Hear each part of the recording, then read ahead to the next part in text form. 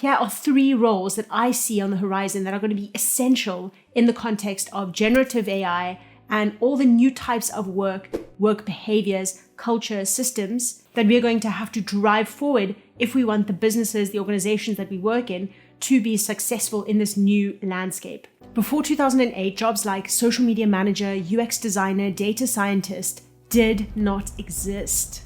New types of technology has introduced new types of work, and the introduction of AI is no different. Jobs will be created and the landscape of organizations will shift or they will die.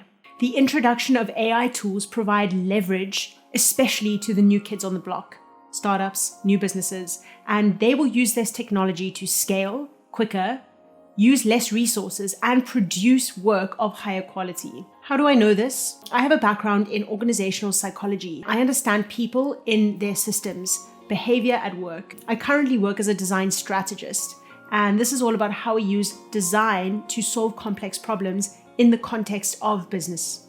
So when I bring the two together, the organizational side gives me a deep understanding of how organizations tick, how they operate, what drives people and their performance within that context. And the design side gives me an understanding of how to create things for people to fulfill their true needs in the context that we currently reside in, as well as the future possibilities, the future potentials that lie on the horizon. Yes, AI is a buzzword that has been thrown around left, right, and center, but how is it truly going to evolve the work landscape? Here are 3 roles that I see on the horizon that are going to be essential if we want the businesses, the organizations that we work in to be successful in this new landscape.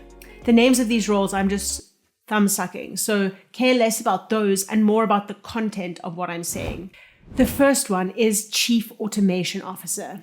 Why is this role essential? Well, the pace of artificial intelligence is staggering. It's compounding in a 22 to 72 hour cycle right now. Every time I look on Twitter, there's another thread of 50 new tools that we have to be aware of to not miss out on the game. It's overwhelming. And someone needs to take ownership of integrating these tools in an intentional way within an organization. If nobody does that, then we're just going to be left with people being the glue between these different tools, processes, and systems, which defeats the entire potential and purpose of integrating generative AI or different forms of artificial intelligence within an organization. We want to be freeing up the mental capacity of people to focus on complex problem solving, not the stuff that we already know. So how will they do this? Well, somebody is going to have to understand the types of work being done. They're going to have to shadow people, interview people, really come to terms with the day-to-day work that a person has, and identify what pieces are manual work, what can be done by one of the hundreds, if not thousands or tens of thousands of tools out there on the market right now. These are going to have to be people who have an in-depth understanding of the ecosystem of AI or other tools out there.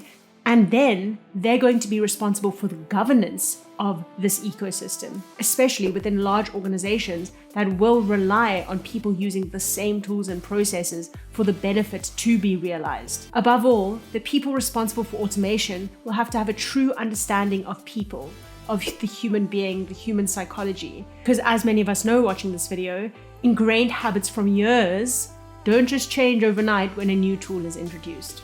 Before we hop into the next one, if you're enjoying this video and my content, give me a thumbs up. That helps me know what content I create you appreciate. It guides me towards making more content that you enjoy. The next one is all around collaboration. Chief Collaboration Officer. I don't truly believe that collaboration will one day be in the C-suite, but I do think it's of utmost importance within an organization, especially as new technology is introduced. The old way of working will become less and less relevant as new tools are built into a system, whether they're in an automated way or not.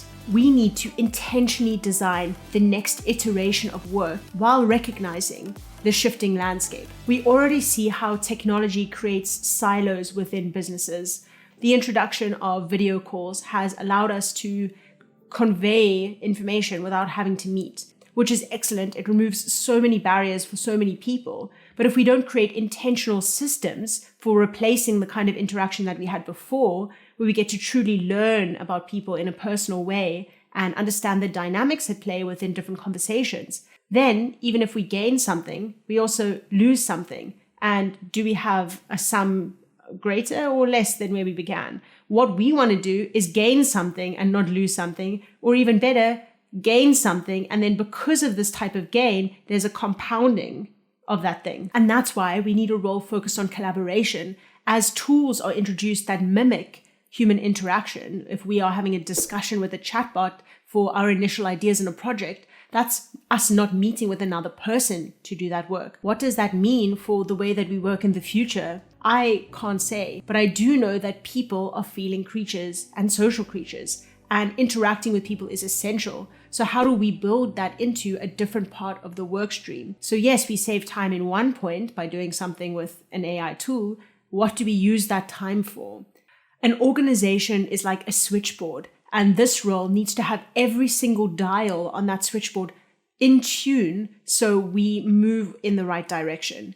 The introduction of AI, which will so radically change how we work, might throw a lot of this switchboard out of whack. And so we need to tune in the other dials. To do this, it's going to marry the best of organizational psychology and understanding of human behavior, community building, and a very clear, crisp understanding of the work that needs to get done, as well as the subset of skills for how to design it. And last, but not least, one of the most important in my mind is Chief Competence Officer. We throw out this word competence left, right, and center, but in its true essence, it's the suite of things that a person needs to perform in their role in an organization. Everything from skills, knowledge, behavior, character, all of that stuff in this one word. Why is this essential when we're talking about AI? 1 in 3 office workers is afraid that artificial intelligence is going to take their job. We have an underlying fear continuously that new technology is going to take something away from us. It is a repetitive cycle we see through history. And it's true. Jobs will change and they will become redundant. But that does not mean that people need to become redundant.